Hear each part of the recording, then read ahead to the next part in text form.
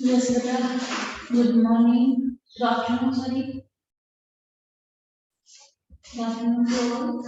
I hope you all are fine. Yes, Beta. Yesterday we have discussed two chapters: Animals House and Way Wheels. है ना? हमने क्या कौन सी कौन सी चीजें डिस्कस की थी? जो थे मतलब जो एनिमल्स होम्स थे है ना, जैसे कि गाना रहता है, रैबिट, बर्ड, गोट, डॉग, फाउल है ना, इसके उसका गुड मॉर्निंग बेटा।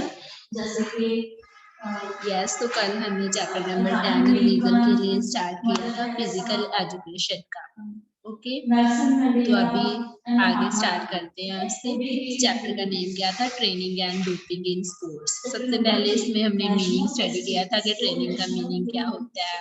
ट्रेनिंग क्या है? एक ऐसा प्रोसेस है जिसमें कोई भी इंडिविजुअल को नॉलेज टॉट की जाती है एंड जो किसी भी एक पार्टिकुलर टास्क को करने के लिए क्या क्या स्किल्स हमें चाहिए, वो सारी चीजों के बारे में किसी एक इंडिविजुअल को प्रॉपरली ट्रेन करने के लिए उसको उसकी बेसिक नॉलेज दी जाती है। इसी प्रोसेस को हम क्या बोलते हैं? ट्रेनिंग, जिसमें किसी भी इंडिविजुअल को किसी पार्टिकुलर टास्क को परफॉर्म करने के लिए स्किल्स और नॉलेज सिखाई जाती है। इसकी अब डिफरेंट राइटर्स के द्वारा अलग अलग डेफिनेशंस हमने स्टडी की थी। कल कर लिया था ये सारा हमने। उसके बाद हमने किया था ट्रेनिंग की 3-4 डेफिनेशन स्टडी की। उसके बाद हमने कुछ के एथलीट्स को एक्सपर्ट करने के लिए किसी पार्टिकुलर टास्क के लिए कुछ कंपोनेंट जरूरी होते हैं। उनमें फर्स्ट वाला हमने स्टडी किया था फिजिकल कंपोनेंट। फिजिकल कंपोनेंट में किस किस चीज पे फोकस किया जाता है? पर्सन की मोटर एबिलिटीज, जैसे कि उसकी force ability, endurance ability, speed ability, coordinative ability and flexibility पर। सेकंड वाला कंपोनेंट था टेक्निकल कंपोनेंट, जिसमें पर्सन की टेक्निकल स्किल्स पर स्ट्रेस किया जाता है कि कितना कैसे, जैसे रनिंग की टेक्निक, बाउलिंग की टेक्निक, किसी पर्टिकुलर गेम के लिए ब्लॉकिंग की टेक्निक, तो टेक्निकल स्किल्स उसके पास है या उसको देनी है इस चीज पे। और थर्ड था टेक्निकल कंपोनेंट्स। टेक्निकल कंपोनेंट में क्या था कि एथलीट को स्ट्रेटेजी और प्लान सिखाया जाता है अपने मूव्स को करने के लिए। फोर्थ कंपोनेंट था साइकोलॉजिकल कंपोनेंट के इमोशनली एंड मेंटली कोई भी पर्सन कितना इंटेलिजेंट है, ठीक है, उसकी पर्सनैलिटी को ग्रूम करने के लिए। अब स्पोर्ट्स ट्रेनिंग में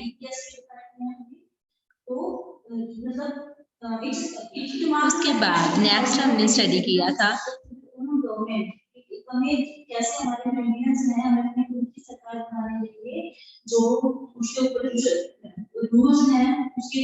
after that we have studied principles पढ़े थे उसके बाद, है ना, प्रिंसिपल्स के ऊपर थे। तो हाँ, yes, principles of sports training. इसमें हमने फर्स्ट प्रिंसिपल स्टडी किया था कॉन्टिन्यूटी का प्रिंसिपल। मतलब कोई भी ट्रेनिंग अगर हमने किसी पार्टिकुलर टास्क की स्टार्ट कर दी तो ऐसा उसमें कॉन्टिन्यूटी होनी जरूरी है कि हम एवरी डे एक फिक्स टाइम के लिए एक फिक्स स्केड्यूल बना के कॉन्टिन्यूसली उसकी प्रैक्टिस करते रहें कि ऐसा ना हो कि हमारी ट्रेनिंग में डिसकॉन्टिन्यूटी आए। ठीक है, तो क्या है डिसकॉन्टिन्यूटी की वजह से क्या, अगर कोई पर्सन कॉन्टिन्यूसली करता है पहले लेकिन बाद में उसमें सेल्फ डिसिप्लिन नहीं है, वो कॉन्टिन्यूटी को ब्रेक कर लेता है बीच में, डिसकॉन्टिन्यूटी की वजह से क्या हो जाती है, उसकी फिजिकल एबिलिटीज है जो स्पोर्ट्स पर्सन की वो डिक्रीज होने लगती है। इसीलिए कॉन्टिन्यूटी क्या है, एक प्रिंसिपल है, ये बेसिक है किसी भी ट्रेनिंग प्रोसेस के लिए बहुत ज्यादा इम्पोर्टेंट है। क्या चीज? कॉन्टिन्यूटी। ठीक है, अब सेकंड वाला प्रिंसिपल स्टडी करते हैं। फर्स्ट तक हमारा हो गया था the principle of transfer. The principle of transfer is related to the transfer of learning. Transfer किसके साथ रिलेटेड है? लर्निंग को ट्रांसफर करना one person to another person, which as we already know refers to the influence of previous learning of new skills। जैसे हमें कुछ skills हैं किसी पार्टिकुलर टास्क को करने के लिए, किसी गेम के लिए, कुछ हमें ऑलरेडी आती हैं, कुछ हमने अभी नई सीखी है ना। उन जो हमने न्यू सीखी उन टेक्निक्स का, उन स्किल्स का पुराने पर क्या इफेक्ट है, या जो हमें ओल्ड आती हैं उनका न्यू स्किल्स पर क्या इन्फ्लुएंस हो रहा है। ट्रांसफर है जो लर्निंग का वो हमेशा पॉजिटिव नहीं होता, वो कई बार नेगेटिव भी हो जाता है, कई बार जीरो भी हो जाता है। Other, while mapping out the design of a training program, certain strategic points should be incorporated, such as the adequate development of fundamental skills before moving on to completely new ones, maximizing the similarities between methods and techniques of different stages of training and helping the player identify the pattern on their own. जो transfer of learning जो है, कुछ old skills हमारे पास हैं किसी भी particular task को, किसी गेम से रिलेटेड, और कुछ हम न्यू सीखते हैं जब ट्रेनिंग का प्रोसेस चलता है। तो जो हमने न्यू स्किल्स लर्न की और जो ओल्ड स्किल्स हैं, हो सकता है हमारी ओल्ड है जो वो रॉन्ग हो, है ना, तो उनका एक दूसरे पर जो इन्फ्लुएंस है ऐसा नहीं है कि वो हमेशा पॉजिटिव होगा, कई बार नेगेटिव भी हो सकता है, कई बार जीरो भी। तो इसीलिए जब हम कोई भी ट्रेनिंग प्रोग्राम डिजाइन करते हैं तो कुछ स्ट्रेटेजिक पॉइंट है जिन पे फोकस होना चाहिए हमारा, ठीक है। कंप्लीटली न्यू वन है कि हमें मेथड्स और टेक्निक्स हैं जो डिफरेंट स्टेजेस ऑफ ट्रेनिंग की वो प्लेयर को हेल्प करती हैं। किस चीज में हेल्प करता है ट्रांसफर, प्रिंसिपल ऑफ ट्रांसफर, उसके खुद के पैटर्न को, प्लेयर के खुद का जो पैटर्न है प्ले करने का, उसको आइडेंटिफाई करना, उसको पहचानना, ठीक है। उसके बाद नेक्स्ट है principle of balance. Principle of balance में क्या है,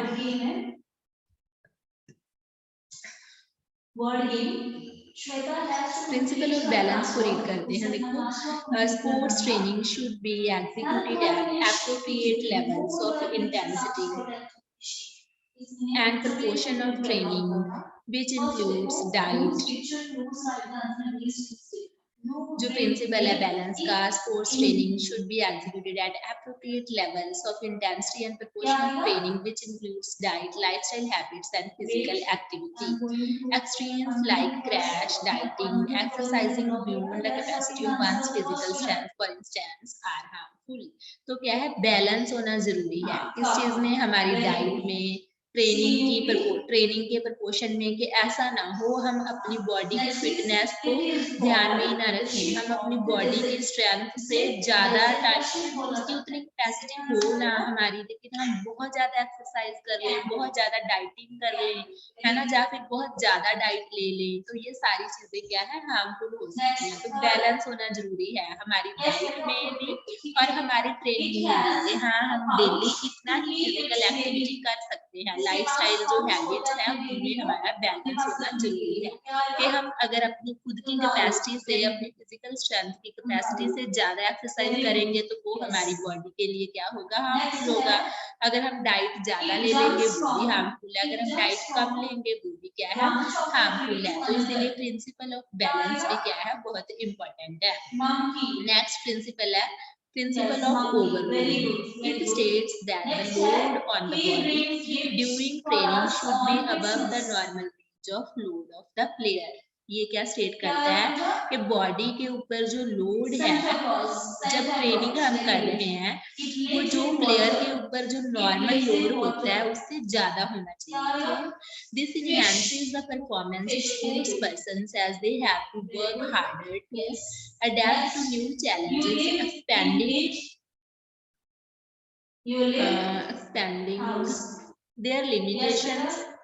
Expanding their limitations, the load should be further increased after adapting the previous training load. A static training load loses its effectiveness after a certain point. For example, the muscles should be longer, subjected to longer duration of work than usual to increase endurance. जो load है जब हम practice कर रहे हो तो वो क्या होना चाहिए, जितना हमें नॉर्मल रेंज में कोई भी प्लेयर है जो वो लोड ले सकता है उससे ज्यादा होना चाहिए। क्यों, इससे क्या होगा, प्लेयर को, स्पोर्ट्स पर्सन को हार्ड और ज्यादा वो अडेप्ट हो जाएगा और ज्यादा न्यू चैलेंज ले पाएगा, वो और ज्यादा एक्सपैंड कर पाएगा चीजों को और अच्छे से लर्न कर पाएगा, है ना, उसकी प्रैक्टिस पे भी। तो क्या है, लोड इतना कि इंक्रीज कर देना चाहिए हमें कि वो अडेप्ट कर ले, है ना, प्रीवियस ट्रेनिंग लोड को अडेप्ट करने के बाद उस लोड को थोड़ा और, मतलब ऐसे है जैसे सपोज कर लो आप पहले दिन क्लास लगा रहे हो तो फर्स्ट डे स्टार्टिंग से हमने शुरू किया तो फर्स्ट डे हमारी जो सिटिंग कैपेसिटी है सिर्फ 1 आवर भी हम मुश्किल से बैठे, लेकिन सेकेंड डे हम 1 आवर 10 मिनट तक बैठ गए, 10 डेज में हम 2 आवर्स तक बैठने लगे, नेक्स्ट 10 डेज में हमारी जो सिटिंग बन गई पढ़ने के लिए वो 3-4 आवर्स होगी। ऐसे कर करके हम मैक्सिमम 7 आवर्स तक ले गए, है ना? तो उसी तरह गेम का भी वही रूल है, प्रिंसिपल ऑफ लोड, कि ऐसा भी नहीं कि हम एकदम फर्स्ट डे ही 7-8 घंटे ट्रेनिंग कर ली। नो, फर्स्ट डे पहले थोड़ा थोड़ा थोड़ा, फिर उसके साथ हम अडेप्ट होने लगते हैं, फिर धीरे धीरे हमारी प्रैक्टिस में इंक्रीज आना जरूरी है। इससे क्या होगा, इंड्योरेंस इंक्रीज होगा। ठीक है, तो लॉन्गर और धीरे धीरे हम लॉन्गर ड्यूरेशन ऑफ वर्क तक काम कर पाएंगे। ठीक है, तो ये है प्रिंसिपल ऑफ लोड, ओवरलोड। ठीक है, उसके बाद नेक्स्ट है प्रिंसिपल ऑफ प्रोग्रेशन। इसमें क्या है, this principle states that increase of overload should be a gradual process at a reasonable rate. अब देखो, यही हमने ऊपर डिस्कस किया कि ऐसा नहीं होना चाहिए कि एकदम ही बहुत ज्यादा ओवरलोड कर दिया, नहीं, वो ग्रेजुअल मतलब बिल्कुल स्लोली स्लोली प्रोसेस होना चाहिए एट अ रीजनेबल रेट। ठीक है, बिल्कुल धीरे धीरे हमें, जैसे फर्स्ट डे हमने 2 आवर्स प्रैक्टिस की, सेकंड डे हमने 2 आवर 10 मिनट कर ली, नेक्स्ट 10 डेज में हम 3 आवर्स करने लगे, धीरे धीरे हम 4 आवर्स प्रैक्टिस करने लगे। तो क्या है, हमने सारा ओवरलोड जो इंक्रीज किया है वो ग्रेजुअली किया है, धीरे धीरे किया है, रीजनेबल रेट पे किया है। ऐसा नहीं है कि एकदम 1 आवर से डायरेक्टली हम 7 घंटे ट्रेनिंग करने लगे। अगर हम एकदम करेंगे, rapid increase can cause serious complications such as muscle damage और इंजरी। अगर आप एकदम ओवरलोड को इंक्रीज कर दोगे तो उससे सीरियस कॉम्प्लिकेशंस हो सकती हैं, जैसे कि आपके मसल डैमेज हो सकते हैं या फिर कोई इंजरी हो सकती है। Moreover, there should be ample time for rest and recovery in order to avoid exhaustion and injury. तो वहां पे हमें रेस्ट टाइम भी बहुत ज्यादा जरूरी है कि फिक्स एक पार्टिकुलर एम्पल टाइम, बहुत थोड़ा ज्यादा टाइम हमारे पास होना चाहिए रेस्ट करने के लिए और रिकवरी करने के लिए, ताकि हम इंजरी से बचे रहें। तो प्रिंसिपल ऑफ प्रोग्रेशन में क्या है कि जो ओवरलोड है जिसको हम इंक्रीज करते हैं वो एक स्लो प्रोसेस होना चाहिए, ग्रेजुअल प्रोसेस होना चाहिए, एक रीजनेबल रेट पे होना चाहिए। ठीक है, नेक्स्ट है principle of rest and recovery. अब रेस्ट एंड रिकवरी का प्रिंसिपल क्या है, इसको भी स्टडी करते हैं। N athletes body needs rest and recovery to revitalize and become better and stronger than earlier. An intense cardio workout, for example, is followed by an elongated phase of metabolic recovery, in which the elevated heart rate and oxygen consumption takes hours to return to the normal rate of an individual's body. In addition to that, they need time to mentally reflect on the process of the training and keep track of progresses and setbacks. Therefore, a training program should include proper rest and a recovery period between each session. तो क्या होना चाहिए कि athlete की body को rest की भी बहुत ज्यादा जरूरत होती है। ठीक है, अगर हम सही टाइम पे सही टाइम के लिए रेस्ट लेते रहेंगे तो इससे हमारी बॉडी और ज्यादा स्ट्रॉन्गर होती है और ज्यादा बेटर होती है। बहुत ज्यादा टाइम कार्डियो वर्कआउट करने के बाद उसके बाद हमें मेटाबॉलिक रिकवरी के लिए, हमारे हार्ट रेट के लिए, ऑक्सीजन कंजप्शन के लिए, नॉर्मल स्टेट में आने के लिए, इन सारी चीजों का हमें क्या करने चाहिए, एक फिक्स टाइम के लिए रेस्ट लेना चाहिए। ठीक है, तो जो हमारे मेंटली रिफ्लेक्शन के लिए भी जो ट्रेनिंग का प्रोसेस है, सेटबैक मेंटली भी हमारी जो हेल्थ है, जो भी है ना, सेटबैक है, जो प्रोग्रेस है, वो क्या है, रेस्ट और रिकवरी बहुत ज्यादा जरूरी है। अगर हम बहुत ज्यादा वर्क करते हैं और उसके बाद रेस्ट ही नहीं करते तो हमारी बॉडी रिकवर ही नहीं हो पाती, तो ऑलरेडी माइंड भी हमारा, मेंटली भी हम थक जाते हैं और फिजिकली भी थक जाते हैं। तो सारी चीजों को नॉर्मल होने के लिए ट्रेनिंग प्रोग्राम के अंदर प्रॉपर रेस्ट का टाइम पीरियड और रिकवरी पीरियड भी हर एक सेशन के बाद होना चाहिए। जैसे आपने 1 आवर ट्रेनिंग की, उसके बाद 10 मिनट के लिए रेस्ट की, फिर 2 आवर ट्रेनिंग की, फिर 20 मिनट के लिए रेस्ट की, तो कुछ proper rest and recovery period भी हर एक सेशन के ड्यूरिंग होना चाहिए ट्रेनिंग टाइम पीरियड। अगर कंटिन्यूसली करते रहेंगे विदाउट रेस्ट, फिर हम प्रॉपर सही ट्रेनिंग नहीं कर पाएंगे। उसके बाद है principle of individual differences. Individual differences का प्रिंसिपल क्या स्टेट करता है, the basis of this principle is that every sports person is different. ठीक है, तो ये प्रिंसिपल इंडिविजुअल डिफरेंस का यही मतलब है कि हर एक इंडिविजुअल की अलग अलग पर्सनैलिटी है, अलग अलग फिजिकल कैरेक्टरिस्टिक्स है, अलग अलग मेंटल कैरेक्टरिस्टिक्स है। ठीक है, तो हर एक स्पोर्ट्स पर्सन जो है वो डिफरेंट है and has physiological characteristics that are specific to them, के हर एक की अपनी फिजिकल एंड अपनी लॉजिकल कैरेक्टरिस्टिक्स है, हर एक पर्सन की स्पेसिफिक है, पार्टिकुलर है, अपनी अपनी है, कि ऐसा नहीं है कि हर एक स्पोर्ट्स पर्सन सेम होगा। तो हर एक स्पोर्ट्स पर्सन के ऊपर जो एक्सरसाइज का इफेक्ट है, जो लोड का इफेक्ट है, वो वेरी करता है, चेंज होता है from one sports person to another. एक पर्सन के ऊपर कुछ अलग तरह का इफेक्ट शो होगा, दूसरे के ऊपर अलग। ऐसा नहीं है कि सभी को सिमिलर इफेक्ट ही शो होगा, बिकॉज इंडिविजुअल डिफरेंसेस हैं, हर एक स्पोर्ट्स पर्सन डिफरेंट है, उनमें फिजिकल एंड लॉजिकल कैरेक्टरिस्टिक्स क्या है, अपनी अपनी है, खुद खुद की है। By taking the following points into consideration, a training program suitable for individual may be developed without much difficulty. अगर हम ये सारे principles देखें है ना, तो ट्रेनिंग प्रोग्राम जो है किसी भी इंडिविजुअल के लिए उसको हम डेवलप कर सकते हैं बिना किसी डिफिकल्टी के। ठीक है, तो ये सारे थे, हमने कौन कौन से प्रिंसिपल स्टडी किए हैं आज।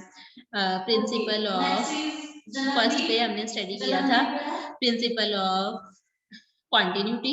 नेक्स्ट कॉन्टिन्यूटी में क्या था, डिसकॉन्टिन्यूटी नहीं आनी चाहिए प्रैक्टिस में, हमें डेली करनी चाहिए, रेगुलरिटी होनी चाहिए। फिर ट्रांसफर था कि लर्निंग जो उसकी ट्रांसफर कैसे होनी चाहिए, वो पॉजिटिव भी होती है, नेगेटिव भी और जीरो भी। और बैलेंस था कि बैलेंस होना चाहिए, एक्सरसाइज में भी, ट्रेनिंग में भी, डाइट में भी, जरूरत से ज्यादा भी नहीं करनी चाहिए और ओवरलोड भी जरूरी है।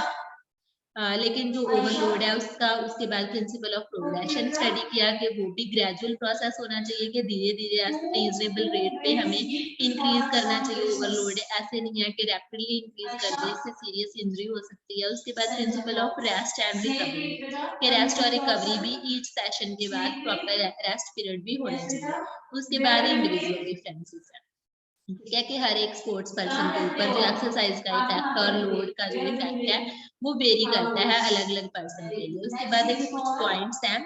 फर्स्ट पॉइंट क्या है, smaller muscles take less time to heal as compare to large muscle, के जो स्मॉलर मसल्स होते हैं उनको ठीक होने में कम टाइम लगता है लार्ज मसल के comparison. Second, slow twitch muscle fibres have a slow recovery rate than fast twitch muscle. जो स्लो ट्विच मसल होता है उसका जो रिकवरी रेट वो स्लो रिकवर होता है नेम से। जो फास्ट ट्विच मसल है वो जल्दी रिकवर हो जाता है, और जनरली जो मेन है वो मूवमेंट से फास्टर रिकवर करते हैं, और जो स्लो मूवमेंट्स हैं lead to faster recovery than fast और विगरस वंस। ठीक है, स्लो मूवमेंट्स की जो रिकवरी है वो फास्ट होती है। अदर भी कुछ फैक्टर्स हैं जो जिनमें क्या क्या आता है, age, medical condition, motivational level, natural assets and injuries etcetera. उसके बाद कुछ और प्रिंसिपल्स हैं, principle of general and specific preparation. ये वाले सारे हम कल को करेंगे। अभी आप क्या करोगे घर पे, ये चारों जितना हमने स्टडी किया है, principle 5 principle of continuity, transfer, progression, rest and recovery 4 हो गए। 5th is principle of balance 5 हो गए। 6th is principle of individual difference. ये 7 के 7 प्रिंसिपल्स आप लर्न करोगे, ठीक है, और रिवाइज भी करोगे। ओके बेटा, यू कैन लीव नाउ।